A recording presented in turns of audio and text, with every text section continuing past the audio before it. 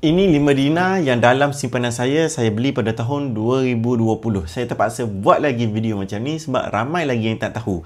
Tahun 2020, 5 dinar macam ni saya beli dengan harga lebih kurang 5,500 sahaja. Hari ini, tahun 2025, 5 dinar yang sama lagi tetapi harganya telah pun meningkat kepada 11,200. Harga terbaru saya tengok dekat website tadi.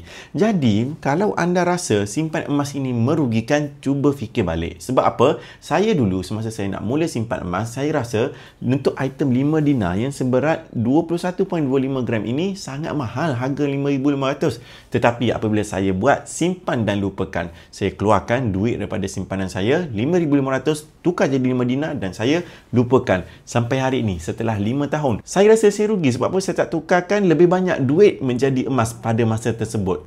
Tutup mata, jangan tengok tentang harga, cuba fikirkan secara long term dalam jangka masa panjang iaitu 2 tahun dan ke atas. Confirm harga emas 2 tahun lagi akan lebih tinggi berbanding dengan harga emas pada hari ini. Harga emas yang anda rasa mahal pada hari ini hanyalah menjadi sejarah sahaja. Yang penting simpanan untuk tempoh long term. Jangan simpan tahun ni untuk jual tahun depan. Yang penting untuk long term. Jangan simpan bulan ni untuk jual bulan depan. Jangan simpan tahun ni untuk terus jual tahun hadapan. Sebaiknya simpan untuk tempoh 2 tahun dan ke atas. Anda akan dapat rasai sendiri keuntungan dia. Macam mana cara nak bermula? Button sign up di profil saya sediakan untuk saya bantu anda langkah-langkah yang seterusnya sehinggalah emas 5 dinar ini pun sampai ke tangan.